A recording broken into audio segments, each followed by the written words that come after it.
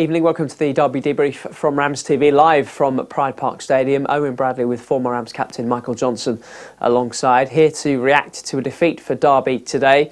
The Rams' unbeaten run in the league at Pride Park is over. They've lost 2-0 at home to Fleetwood after a pretty dreadful first half that saw them concede twice in the opening half an hour. You'll hear from manager Paul Warne shortly. We'll kick off with a word from Jono. I'm not sure quite what to say about the first half in particular, Jono. It was not Derby at their best. No, they didn't get going. They started really well the first 2 minutes, 3 minutes or so, but then after that, they just didn't get going.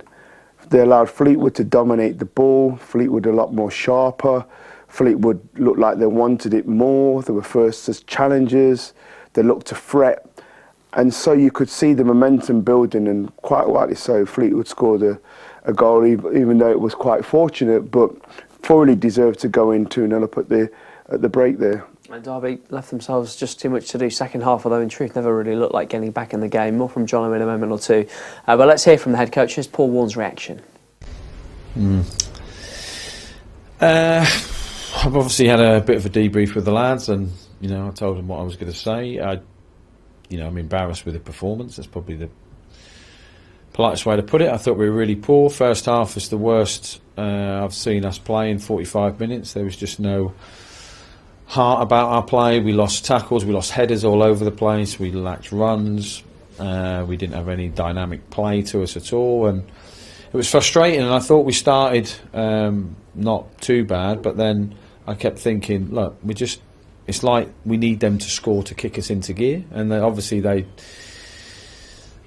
Stockley hit that shot, came off the back of Joe, which is unfortunate, but I thought we'd see a response, but we didn't, and that was what was the biggest concern for me, that we didn't see a response really. We didn't get hold of the game at all, and it went 2, and then I'm not there to embarrass players by taking them off in the first half, but I needed a reaction from the lads, and I was fearful that we'd go 3 or 4 down before half time, and then the game's gone. So we made changes at half time. We were better second half, without being amazing, but we just looked miles off the team that I know. So I'm embarrassed really, because I've never seen one of my teams play like that, and a bit surprised to a certain extent. We weren't great in training yesterday. I probably should have been braver and changed the team more, so that's on me. But whichever 11 I put out, I expect a better performance than that, and everyone who turned up did. And in fairness, apart from a boo at half time, I thought the fans stuck with the players more than I would have, and I've told them that as well. So we need a reaction this week in training. There's 9 games left to go, but obviously I leave here hugely disappointed and angry at that. You don't often see changes before half time. How much did you wrestle with making those changes before the break? Yeah, a lot. I mean, I don't know if you watch the technical area, but I speak to Rich and I speak to Amy, and then do you think it's right? And I don't want to, like I said, it wasn't to embarrass anyone. I just felt that if the third goal goes in, we're out of the game, and if we could stay at 2 for half time, I just needed some legs on, and we just didn't. And in fairness, as bad as this sounds, sometimes you make a sub for the impact on the other 9 who were still on the pitch. And yeah, it wasn't. I didn't want to do it, and I don't want to ever be forced into doing it again. But I felt like it needed it. It needed to give it the crowd a bit of hope as well, thinking that things would change. And yeah, so hence why I went for it. And like on another day, we might have scored early second half, and it would have been the best decision in my career, but it wasn't to be. The performance second half was better, but it couldn't have been any worse. You battled last weekend to get a good win away from home. How surprising is it to then see this performance after that? Yeah, I mean, obviously we haven't lost at home in the league for, I don't know, probably since the first game I took. So it's a long time ago, so I'm not used to feeling defeat here. So yeah, I mean, I've got a few theories in my head, but I need to watch the game back and speak to the lads about it. But yeah, disappointing, because we were pretty resolute last week away from home, and we just didn't look like the same team. And I didn't think, respectfully to Fleetwood, they deserved the win. I didn't think they did anything amazing apart from trying to turn us, wing first balls, run onto second balls, cross it when they have the opportunity to do so, and from that they win the game.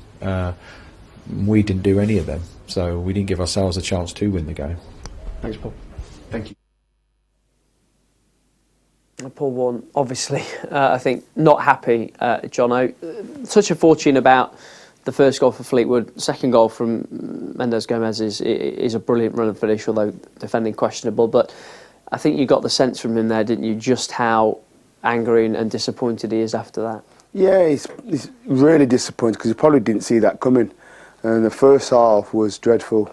And it was a collective thing. It wasn't just a individual. As a collective, you know, Fleetwood were more up for this game for whatever reason that may be. So disappointing, because at this stage of the season, when you're really trying to push, gain momentum going into the playoffs, you want everybody to be firing at all cylinders, and it just didn't happen today.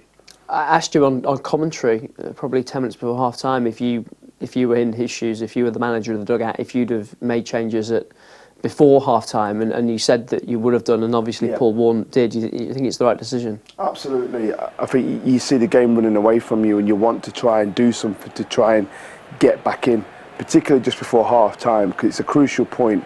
If you can get a goal before half time, you actually go in there with some kind of, you know, momentum, something to hold on to, and so you go for it. You know, and some people, and it's difficult because once you make that call, a player's never happy. That player always thinks, well, I'm the focus point of why we're playing so bad. But as a manager, it's your call to say, I want to change it, and quite rightly so. I think he made the right call. Mendes Gomez got the second goal. I just wonder if you were in Paul Warne's shoes now, how on earth do you approach Monday and the rest of the week as you prepare for what is turning into quite a big game away at Peterborough, because they've closed the gap today? Yeah, you've got to go again. You've got to obviously review and reflect upon this performance over the next 24 hours. But then now Monday morning you need to go in, have a smile on your face, because you've got to get the players up again. You've got to lift them. If you're down and you're dour, then you start to set the wrong culture. So you've got to go in there with a smile on your face, obviously things that you want to put right, but then ready for the next game.